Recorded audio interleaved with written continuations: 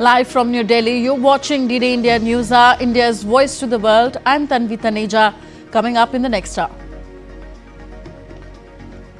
Prime Minister Narendra Modi assures the nation that Pahalgam victims will get justice and perpetrators will face the harshest punishment.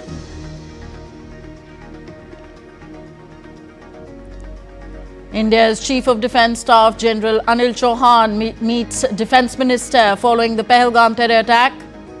Pakistani nationals line up at the Attari border as deadline to leave nears. Canadian Prime Minister Mark Carney delays campaigning as 9 people are killed in a car ramming attack in Vancouver. Driver taken into custody. Iran's President Masoud Pezeshkian visits the site of the massive explosion at Shahid Raja port that killed 28, injured over 1,000, appreciates the first responders. And Hamas signals its openness to a comprehensive agreement to end the ongoing Israel-Hamas conflict. Qatari Prime Minister sees some progress made on Gaza truce.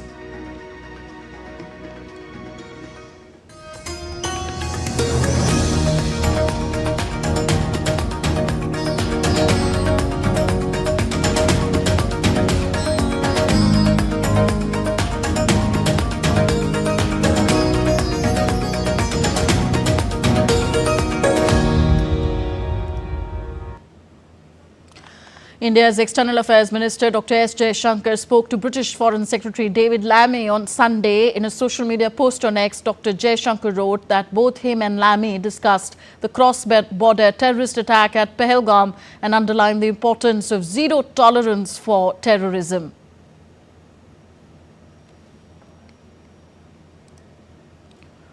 Pakistani army troops violated ceasefire again along the line of control in Kashmir for the third consecutive day on Sunday. According to the Indian Army, on the intervening night of April 26th and 27th, unprovoked small arms fire crossed the line of control in areas opposite Tutmari Gali and Rampur sectors. The Indian Army responded effectively with appropriate small arms fire.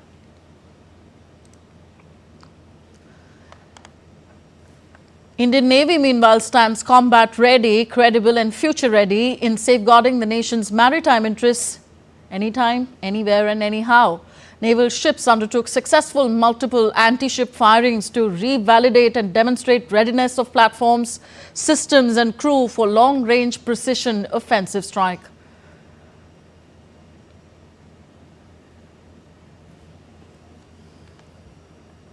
Prime Minister Narendra Modi on Sunday stressed that the perpetrators and conspirators of the Pahalgam terror attack will get the harshest punishment. The National Investigation Agency (NIA) team is at the crime scene collecting evidence. Hectic deliberations are underway in New Delhi over the future course of action, while Pakistani nationals queued at the Attari border to go back home.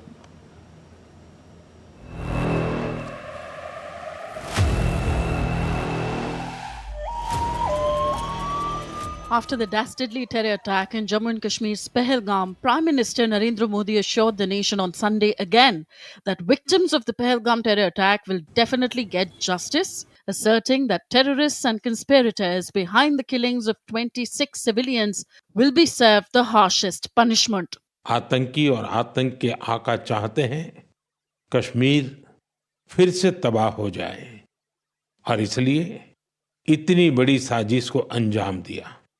आतंकवाद के खिलाफ इस युद्ध में देश की एकता, 140 करोड़ भारतीयों की एकजुटता हमारी सबसे बड़ी ताकत है। यही एकता आतंकवाद के खिलाफ हमारी निर्णायक लड़ाई का आधार है। हमें देश के सामने आई इस चुनौती का सामना करने के लिए अपने संकल्पों को मजबूत करना है। हमें एक राष्ट्र के रूप में दृढ़ इच्छा शक्ति का प्रदर्शन करना है। Millions of tourists visited Jammu and Kashmir in 2024, and this year the figures were expected to rise even higher. Now all that has changed. Voicing discontent, traders, NGOs and students held a protest at Lal Chowk in Srinagar against the Pahalgam terror attack. और जो हुआ बहुत ही unfortunate है और हम इसको condemn करते हैं and we are in solidarity with all the families and we request PM of the nation our home minister कि आप एक्शन लीजिए। सपोज कि टूरिस्ट नहीं आएंगे यहाँ पे, इट मीन्स कि आतंकवाद जीत गया है। तो हमें चाहिए कि टूरिस्ट यहाँ आए, फिर से डरे मत, वो आए यहाँ पे, जैसे प्राइम मिनिस्टर ऑफ इंडिया ने बोला है। तो ये अच्छी चीज़ है कि अगर उनको सज़ा मिल जाए तो हमको भी शांति मिल जाएगी, कश्मीरी भी सांस लेंगे आराम से। Hectic deliberations continue in the national capital on the next course of action in the already severed India-Pakistan ties. Defence Minister Rajnath Singh on Sunday chaired a high-level meeting with Chief of Defence Staff General Anil Chauhan in New Delhi. Also, the National Investigation Agency (NIA) took over the investigation into the Pahalgam terror attack following orders from the Home Ministry. NIA teams, which have been camping at the terror attack site since Wednesday, intensified search for evidence. The teams, aided by forensic and other experts, are checking the entire area thoroughly for evidence to expose the terror conspiracy. Further, Indian intelligence agencies have compiled a list of 14 local terrorists actively operating in the Union Territory. Cracking down on culprits, homes of 10 terrorists in Jammu and Kashmir have been turned into rubble.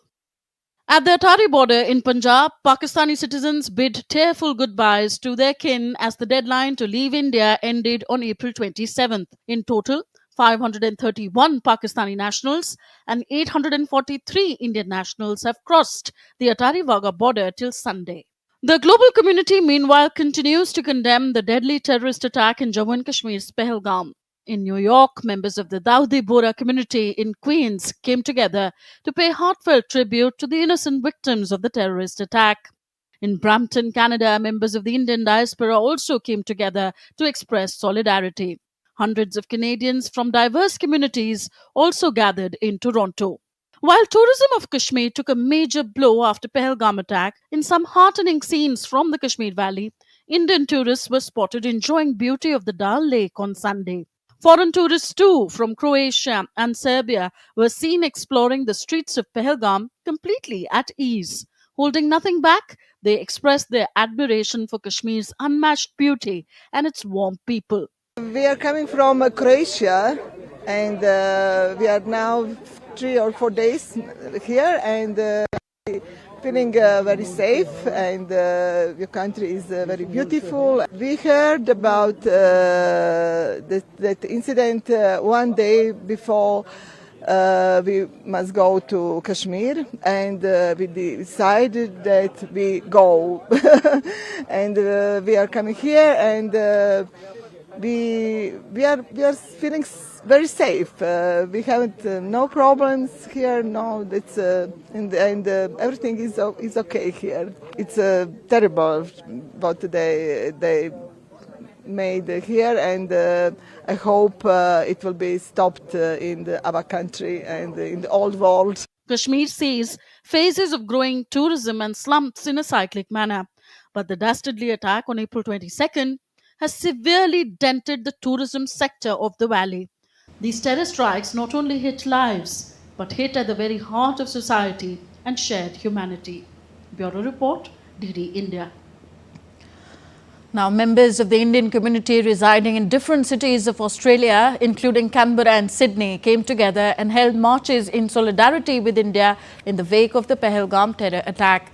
The Indian diaspora also held a march in Frankfurt, Germany, showing support for India in the wake of the Pahalgam terror attack.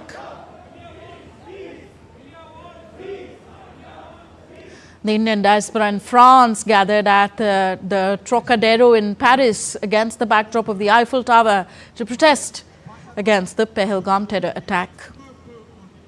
Members of the Indian community also held a protest outside the Pakistan High Commission in London. The protesters condemned the attack and Pakistan's alleged involvement in the same. Members of South Africa's Indian diaspora came together in a show of solidarity, holding a special event in response to the deadly attack in Kashmir earlier this week. DD India's Nazneen Ismail reports. Members of the Indian diaspora, together with South African Indians, gathered here at the Consulate General of India in Johannesburg to honor the victims of the recent Kashmir attack. The gathering was a moment of silence, reflection, and unity. On behalf of the government and people of India, we extend our heartfelt gratitude to all the distinguished guests, members of the Indian diaspora, and friends of India who have joined us here today in a show of solidarity during this difficult time. We are gathered here to express our profound condolences to the victims of the heinous terrorist attack that occurred on 22nd April 2025 in Jammu and Kashmir, India. Our thoughts and prayers are with the families who lost their loved ones, and we pray for the swift and full recovery of those who were injured. Attendees came to pay their respects, gently placing flowers and lighting candles in front of photographs of the victims, a quiet, heartfelt tribute to lives lost too soon. In the soft glow of candlelight, sorrow met solidarity as each flame whispered a prayer for peace. Our real prayer from my heart, hopefully to all of yours, is that you should have the strength and the courage to deal with this loss, and that Hashem should bless all of us with a world of peace, with a world without such evil and without such wickedness. The world is standing by with India, but India must take appropriate steps. Not necessarily war, but they will have to take steps. However, there is one thing I want to mention. Out of the 29 people that were killed, there was one person there. He was a Muslim gentleman, and one would never know how many lives he must have saved when he tried to stop the perpetrators in stopping their nonsense and to leave the innocent people alone. They pushed him aside and shot him dead. So one can never understand how many lives he must have saved as well. Wherever it may be and in whichever country, we do not wish for these organizations to hijack communities, to hijack religions, and to speak on behalf of people that they don't know themselves. And we find today that as we symbolically come to mark a time of respect for the souls that have passed, and that the world has to push more forward towards the path of peace. As tensions rise in South Asia, events like these remind us of the humanity that bind people across continents. For DD India, South Africa, Johannesburg, I'm Nazneen, reporting on a community that stands together for peace across borders and beyond tragedy. Now, over 1,000 illegal Bangladeshi immigrants, including women and children, were detained in a massive operation across Ahmedabad and Surat in Gujarat on Saturday. More than 130 people have been confirmed for deportation, and authorities are probing the fake documents that helped these immigrants enter and remain in Gujarat. A report. More than 1,000 illegal Bangladeshi immigrants, including women and children, were detained on Saturday following combing operations in Ahmedabad and Surat. Efforts are underway for their deportation. A team of Gujarat police has been scrutinizing passports issued from Chandola area of Ahmedabad, where these illegal immigrants were living. Around 590 passports have been issued from the area in 2 years. 890 Bangladeshis were detained in Ahmedabad and 134 in Surat in the biggest operation of its kind. Gujarat Ministry of State for Home Affairs, Harsh Sanghvi, asked illegal immigrants residing in Gujarat to surrender and warned of legal action against those providing shelter to illegal immigrants. आने वाले 2 दिनों में सामने चल के police station में surrender किए ले, वरना पुलिस घर घर पहुंच के ये सबको पकड़ के बांग्लादेश वापस पहुंचाने का काम करेगी।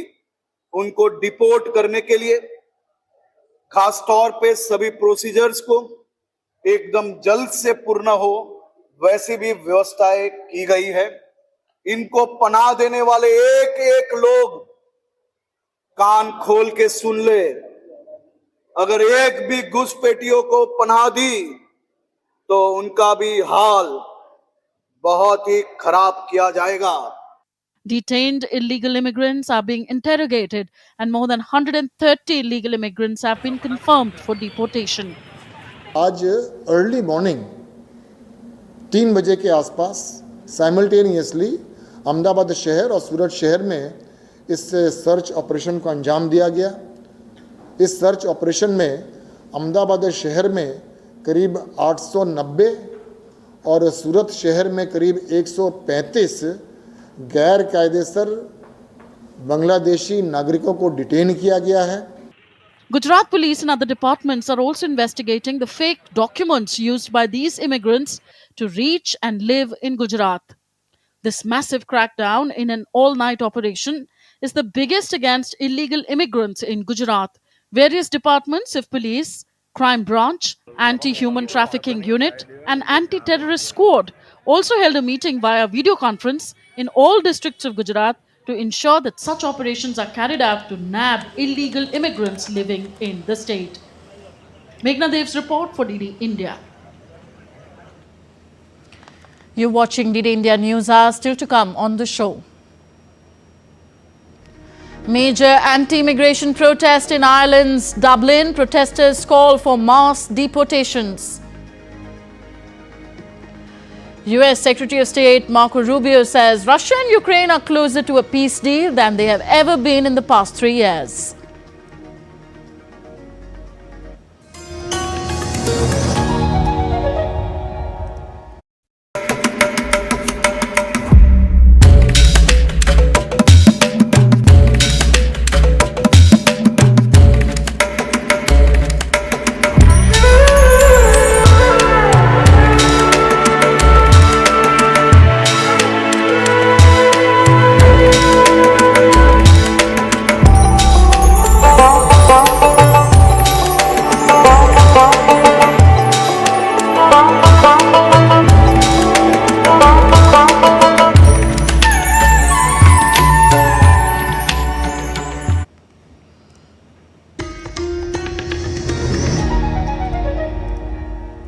Welcome back. You're watching DD India News Hour. I am Tanvi Taneja. Ireland witnessed a major anti-immigration protest. The march through Dublin saw the participation of thousands of Irish citizens who called for mass deportations. Protesters carried Irish flags, with some wearing green caps reading "Make Ireland Great Again" and banners that read "Culture, People and Nation." All this celebrating US President Donald Trump.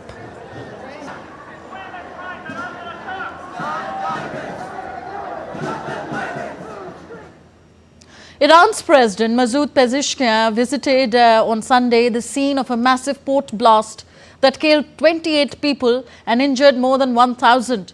The Iranian president offered condolences to the families of those killed in the blast and has also appreciated the first responders. The blast occurred on Saturday at Shahid Rajeh port in southern Iran near the Strait of Hormuz, through which a fifth of world oil output passes. Pezeshkian had previously ordered an investigation into the cause of the blast. In a significant development, Hamas has expressed its willingness to engage in agreements leading to a permanent ceasefire in Gaza. These statements come amid ongoing mediation efforts by Egypt, Qatar and the United States to negotiate a ceasefire and address humanitarian concerns in the region. Meanwhile, Prime Minister of Qatar said that he noticed some progress in Thursday's Gaza ceasefire talks. Palestinian President appointed Hussein al-Sheikh as the Vice President of the country. DD India's Aman Kumar Himanshu has more. Hamas signaled its openness to a comprehensive agreement to end the ongoing Israel-Hamas conflict. A senior Hamas official revealed on Saturday that the group is prepared to offer a prisoner exchange and accept a 5-year truce. So far, Israel has not formally responded to any of the proposals. The discussions were held with Egyptian mediators in Cairo, marking a potential breakthrough in the 18-month-long conflict. Qatar's Prime Minister said on Sunday that efforts to reach a new ceasefire in Gaza have made some progress, but an agreement between Israel and Hamas to end the war remains elusive. The meeting that took place on Thursday is part of these efforts where we're trying to find a breakthrough or where is the common ground that we can continue building on. About the seriousness of the parties, it's something, honestly, I cannot judge 100% whether they are 100% serious or not. What we have noticed on Thursday is a bit of progress compared to the other meetings, yet we need to find an answer for the ultimate question, how to end this war.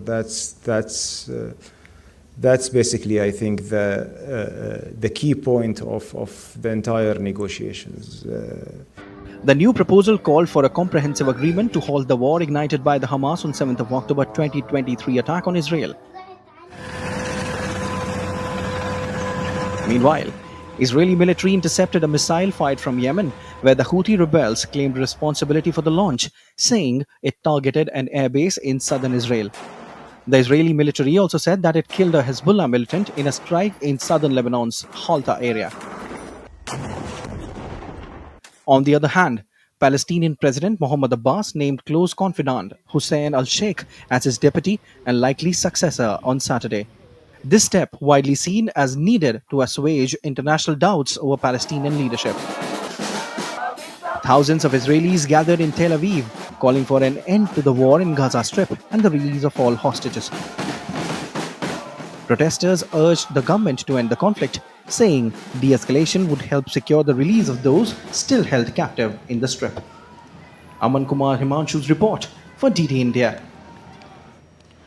And next updates on the other bigger conflict. As Russia takes complete control of the Kursk region, Russian military has announced that the scattered remnants of the Ukrainian army still in the area will soon be destroyed. However, Ukrainian President Volodymyr Zelensky has confirmed that Ukrainian forces continue to fight in the region. Meanwhile, US Secretary of State Marco Rubio said that Russia and Ukraine are closer to a peace deal than they have ever been in the past 3 years. A report. Just a day after claiming total control of Kursk region, the Russian military briefed President Vladimir Putin, assuring him that the scattered remnants of Ukrainian forces still in the area would be eliminated soon. However, Ukrainian President Volodymyr Zelensky rejected those claims, insisting that the Ukrainian forces continue to fight in parts of Kursk. He admitted the situation remained difficult across several key areas, including the disputed region. Taking to social media platform Telegram, Zelensky said, "Our military continues to actively defend the designated areas of the Kursk and Belgorod regions." On the diplomatic front, US Secretary of State Marco Rubio signaled a potential shift, saying Russia and Ukraine are now closer to a peace deal than they have been at any point in the past 3 years. Earlier on Saturday, US President Donald Trump struck a tough tone on Moscow. Speaking candidly, Trump questioned President Putin's commitment to peace and warned that secondary sanctions on Russia might be necessary due to continued attacks on Ukrainian civilians. Meanwhile, President Zelensky met with several world leaders in Vatican. He hailed talks with European Commission President Ursula von der Leyen, French President Emmanuel Macron, British Prime Minister Keir Starmer, and the Italian Prime Minister Giorgia Meloni. The leaders called for an immediate and unconditional ceasefire and urged Russia to seriously engage in the peace process. Of course, totally, it's about how to bring peace closer and how was resultative, positive Paris and London, and we want to continue such meetings to bring peace to Ukraine. Even with growing international pressure, the situation on the ground remains volatile. Both sides seem far from backing down, but for the first time in years, there's a glimmer of hope for peace.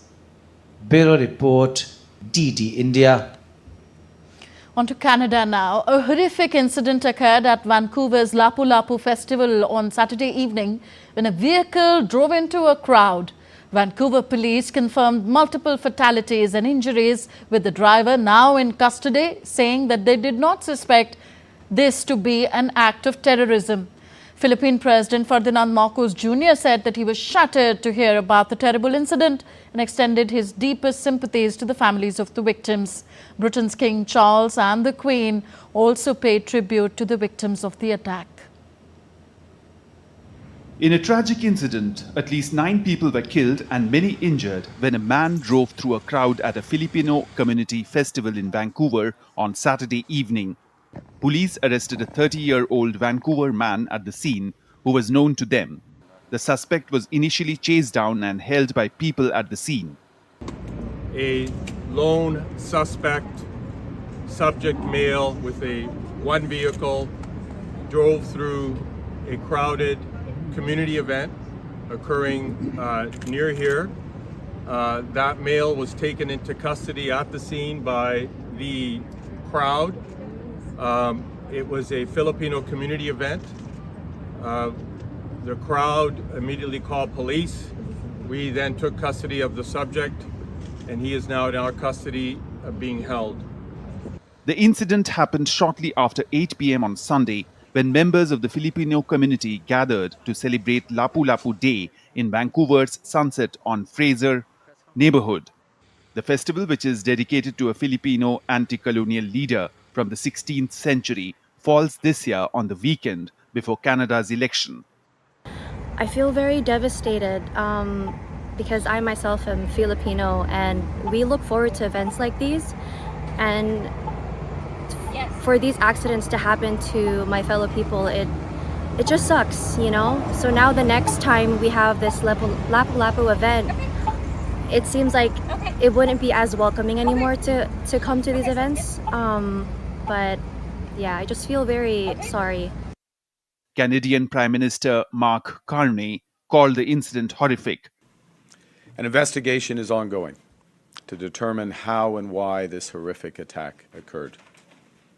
Authorities have confirmed that one person is in custody, and it is believed that they acted alone.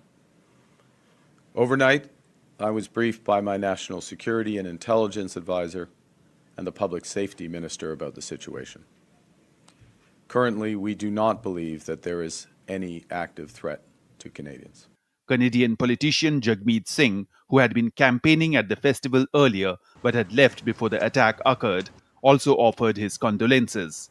British Columbia Premier David Eby said he was shocked and heartbroken by the news, while City Mayor Ken Sim said, "Our thoughts are with all those affected and with Vancouver's Filipino community during this incredibly difficult time."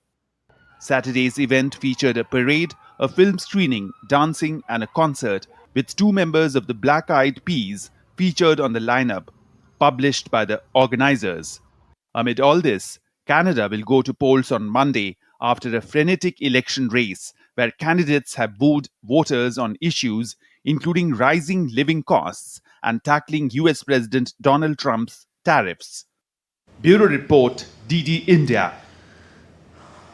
Now, with just a day left before Canada's federal election, Prime Minister Mark Carney is projected to lead a stunning Liberal comeback fueled by Canadian anger over US President Donald Trump's tariff threats and talk of absorbing Canada. Carney, who replaced Justin Trudeau in March, has focused his campaign on confronting Trump and branding Conservative leader Pierre Poilievre as inexperienced. Carney's message of calm over chaos resonates with voters in Toronto, while Poilievre, campaigning in British Columbia, warns of the dangers of another 4 years of Liberal rule. Polls show a narrowing lead for the Liberals at 42.5% compared to 38.7% for the Conservatives. Analysts highlight the role of early voting and Trump's unexpected influence, suggesting that Carney may achieve one of the most dramatic political turnarounds in Canadian history. You're with us on DD India NewsHour. Still to come on the show. An expert take on the progress made in the Pahalgam terror attack investigation and what to expect in the days ahead. Good health is a key driver of national progress, says India's Minister Piyush Goyal at the World Health Summit regional meeting in New Delhi.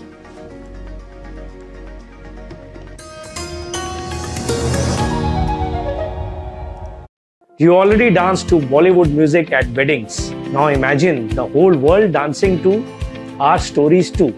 World Audiovisual and Entertainment Summit Waves is where we make Indian entertainment truly international.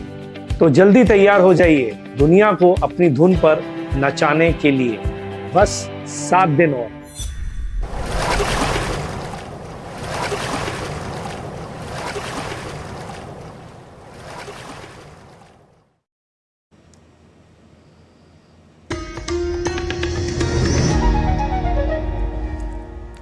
Welcome back. You're watching DD India News Hour. I'm Tanvi Taneja. Going back to our top story now on the Pahalgam terror attack and a national investigation team taking over its investigation. We are joined by Major General Dhruv C. Katoch, Director, India Foundation. Welcome, sir, to the program. So, NIA teams are searching for evidence at the Pahalgam terror attack site.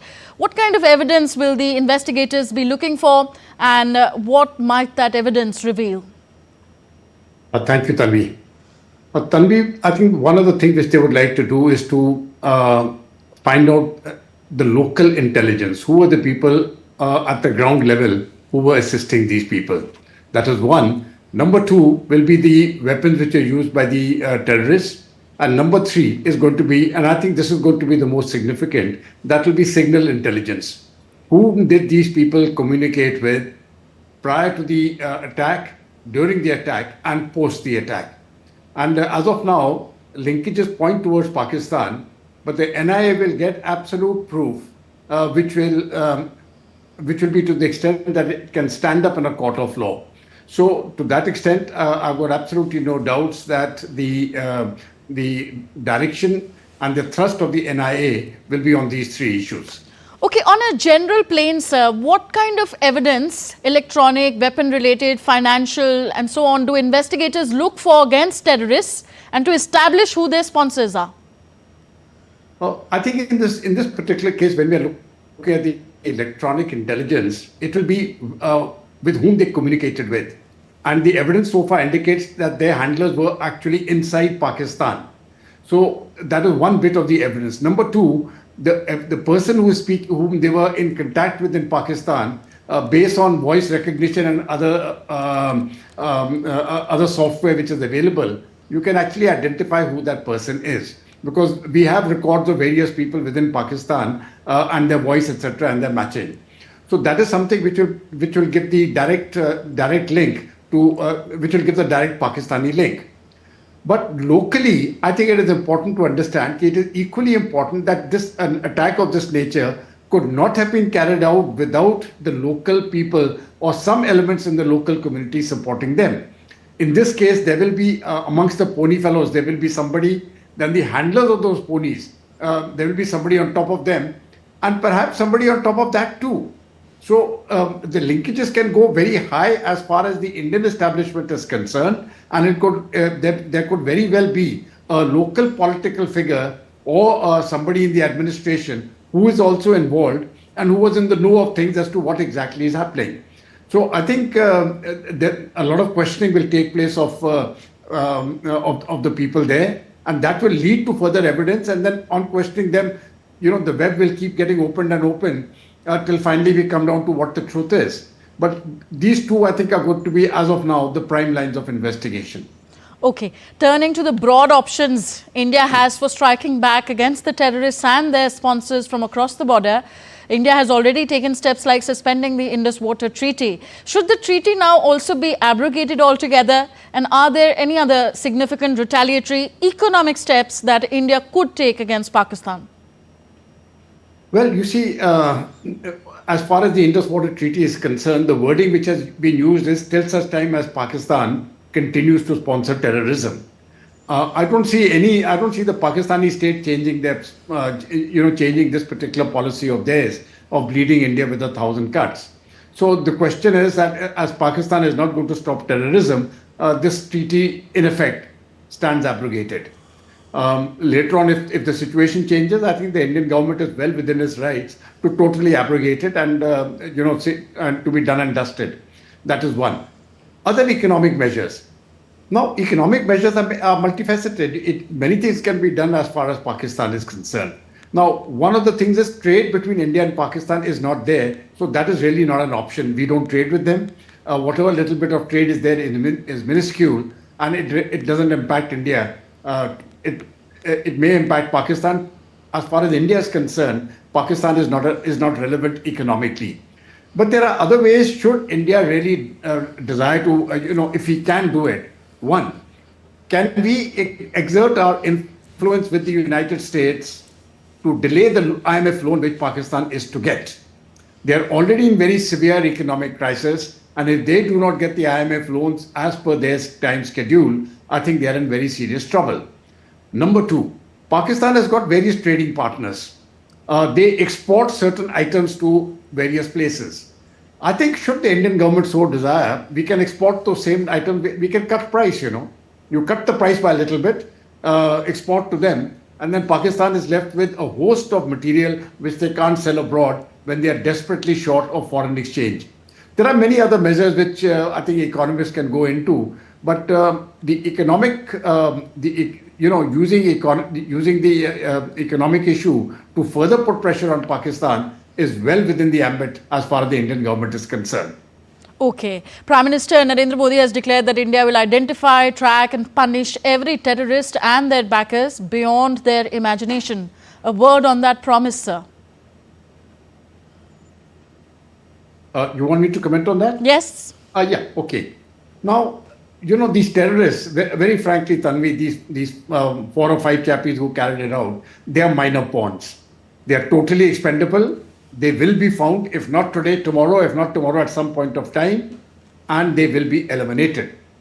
The key is really to get the people who sponsored them at the highest level.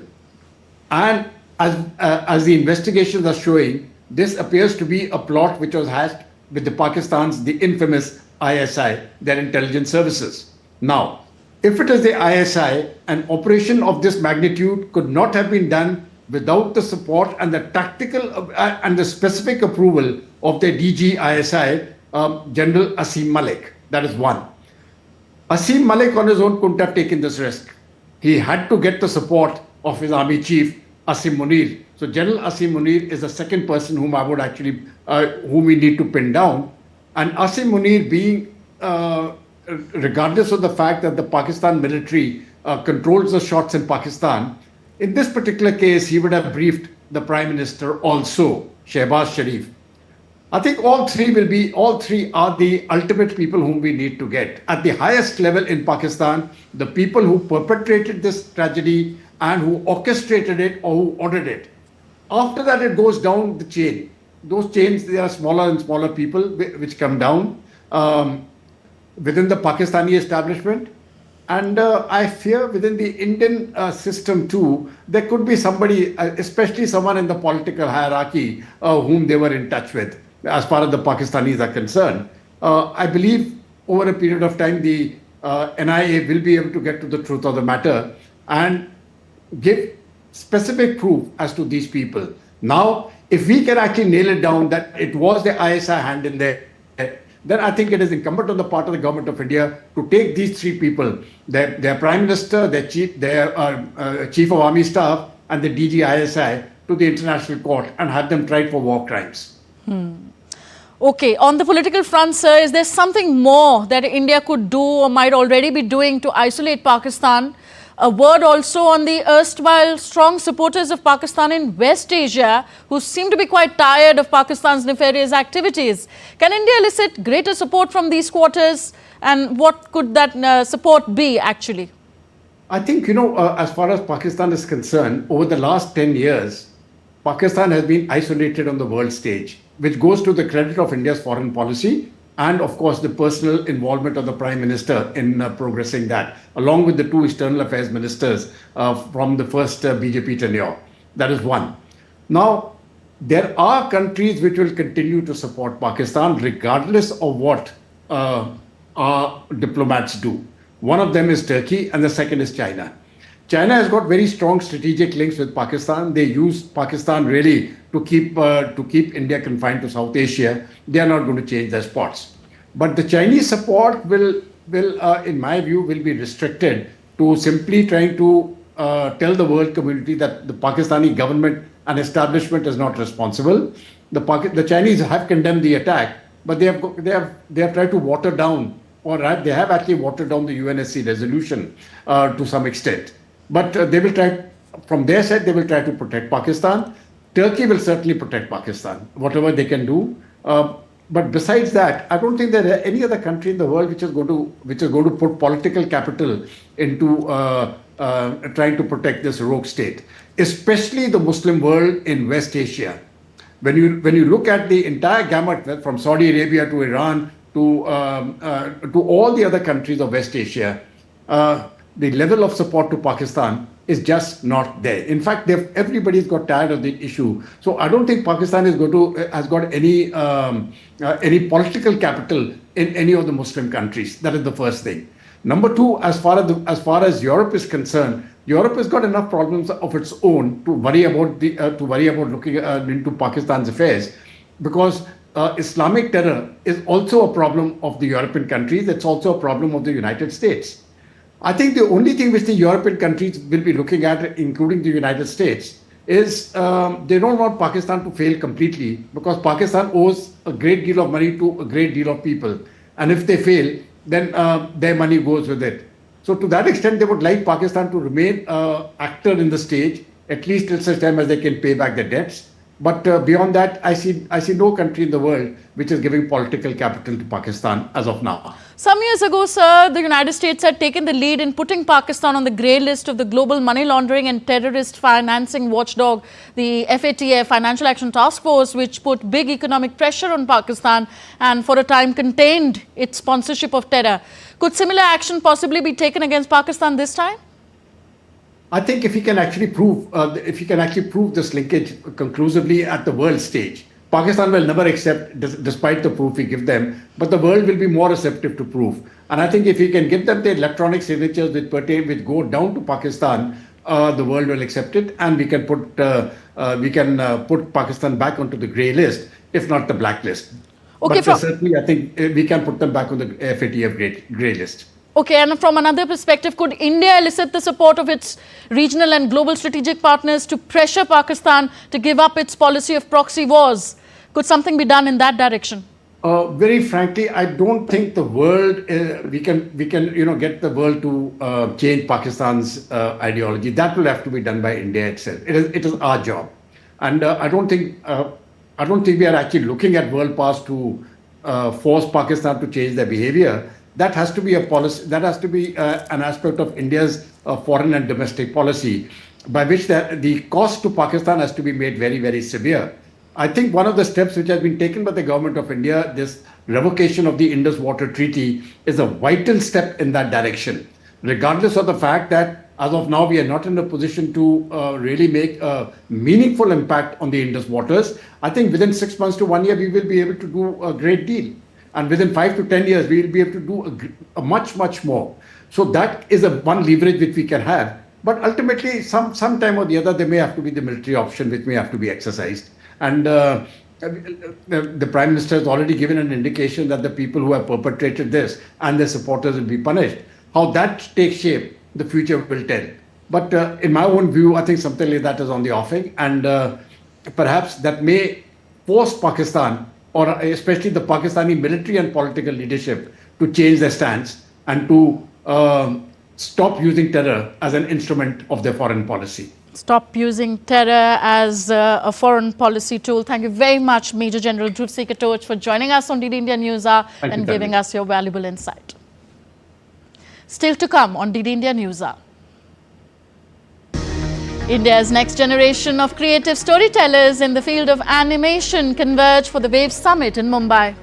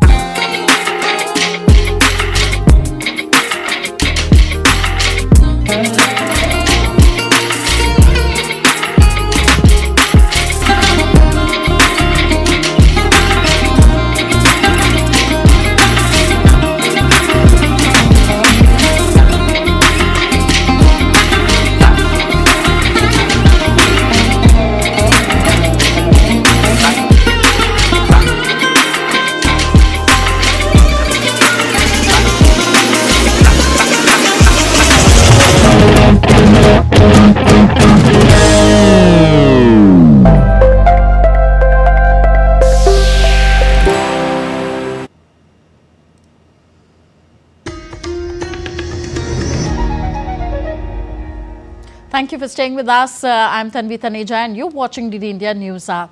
India's Commerce and Industry Minister Piyush Goyal addressed the World Health Summit Regional Meeting 2025 in New Delhi on Sunday and said that India did not profit from the miseries due to the COVID outbreak. Instead, India shared to the world what it had. The minister also highlighted that good health is a key driver of national progress. India did not profit from the misery that COVID had caused, from the difficulties that many nations across the world were facing because of COVID, because for Prime Minister Narendra Modi, what we have, we share with the world. We believe the world is our family. We believe that our available resources should be shared with our family, should be available for those in need. And that, ladies and gentlemen, defines the Indian way of thinking, the Indian way of working, and the mind of Prime Minister Narendra Modi and his government. That is how we think. And on to some sporting action of the day. First updates from cricket. India's women's team cruised to a 9-wicket win against Sri Lanka in the opening match of the one-day tri-series in Colombo on Sunday. Opener Pratika Rawal struck an unbeaten half-century, while Smriti Mandhana and Harleen Deol made useful contributions as India chased down the 148-run target in 29.4 overs. Pratika Rawal forged an unbeaten 95-run stand with Harleen Deol to take her team to victory. The match was reduced to 39 overs per side due to a delay of 3 hours following heavy rain. Sri Lanka were bundled out for 147 runs in 38.1 overs, with Sneh Rana, Sri Charani and Deepti Sharma doing the damage. India next face South Africa on Tuesday. After 3 days of breathtaking performances, the second Asian Yogasana Sport Championship 2025 concluded in New Delhi on Sunday. In an exclusive conversation with DD India's Meher Raj Singh, the General Secretary of the event, Dr. Jaideep Arya, spoke about the growing popularity of Yogasana in India and around the world, its potential inclusion in Olympics 2036, and the overall success of the event. We are here at the Indira Gandhi Arena where the closing ceremony of the second Asian Yogasana Championship is taking place. We are joined by the General Secretary of the event, Dr. Jaideep Arya. How do you see this 3-day event concluding today with immense participation? How do you see the success of this event? This is the second Asian Championship. First we have organized in Dubai.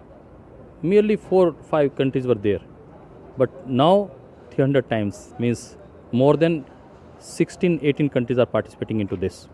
So there is a attraction in the athletes. They want to amalgamate and they want to accept this Yogasana sports. And I think more than male, female athletes are there. They are participating. This is female dominating sport of Yogasana. So how do you see this sport evolving further? How do you see the popularity of sport in India?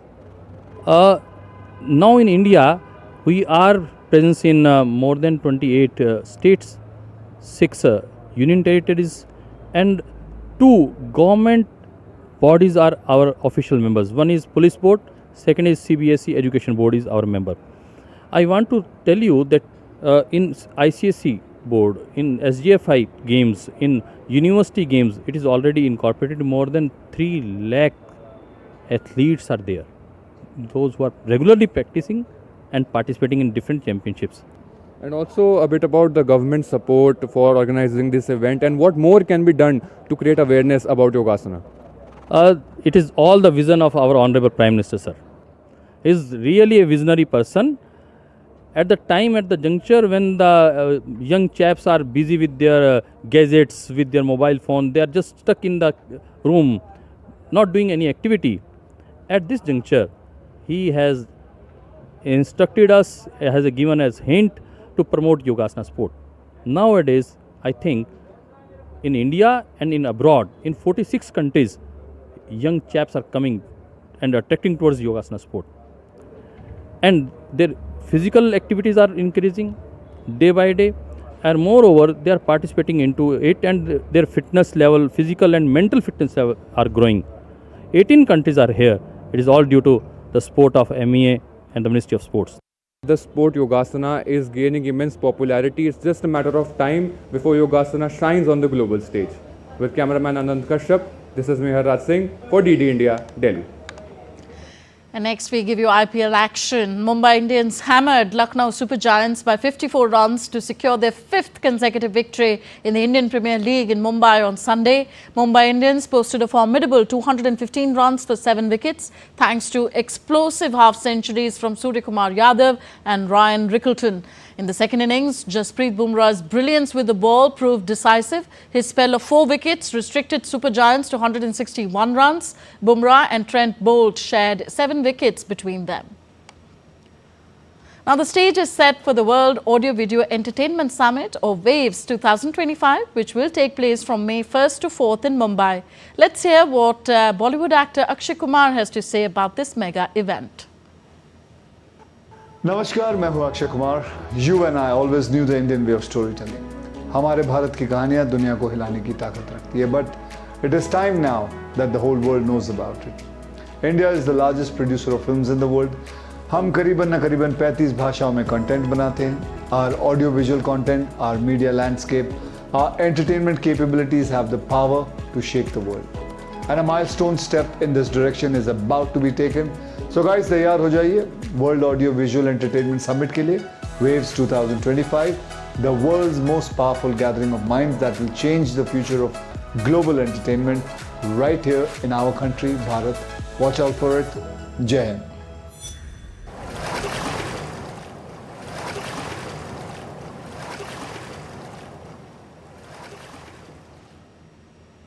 Now, the Animation Filmmakers Challenge is a flagship initiative within the WAVES Summit aimed at nurturing and showcasing emerging Indian talent in the realm of animation and visual storytelling. 42 finalists were selected from across India, each chosen for the strength of their stories, visual style and potential global impact. These participants include student independent creators and studio-backed artists. The Animation Filmmakers Challenge serves as a dynamic platform to empower the country's next wave of animators, giving them the tools and exposure needed to thrive on a global stage. The challenge, jointly supported by the Ministry of Information and Broadcasting and organized by Dancing Atoms, represents India's growing ambition to become a global powerhouse in animation and digital storytelling. One of the most amazing things that happened was we had entries from the tiniest places, even from Andhra Pradesh, from Telangana, from Guwahati, from Sikkim, from Odisha. Like even the second tier states, it was not the main cities, but like really remote. Saraswati, who has held pivotal roles including Head of Creative Management at DreamWorks Animation in Shanghai and Executive Director of Rhythm and Hues Asia, contributing to acclaimed films like Life of Pi and The Golden Compass, says the entries witnessed some amazing content, especially from the new filmmakers.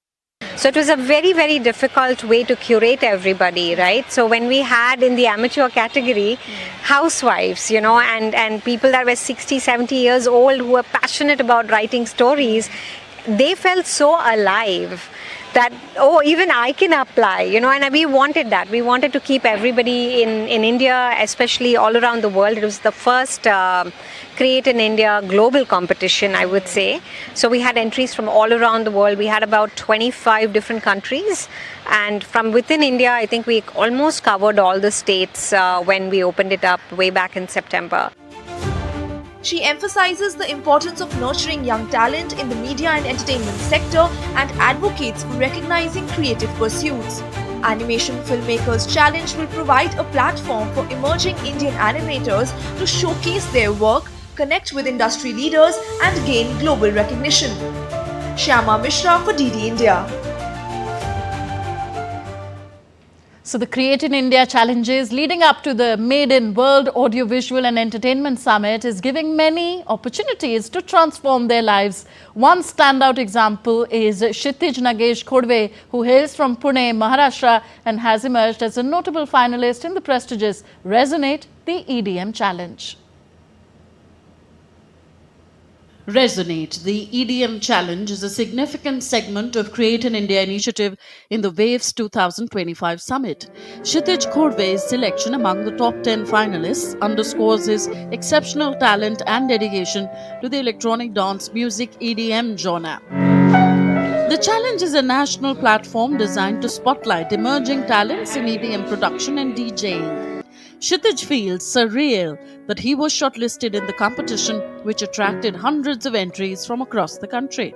My journey, it was quite surprising for me to know about this competition and all. I wasn't ready, to be honest, for this thing, and I just gave my best to it. I never expected all this much big thing is going to happen.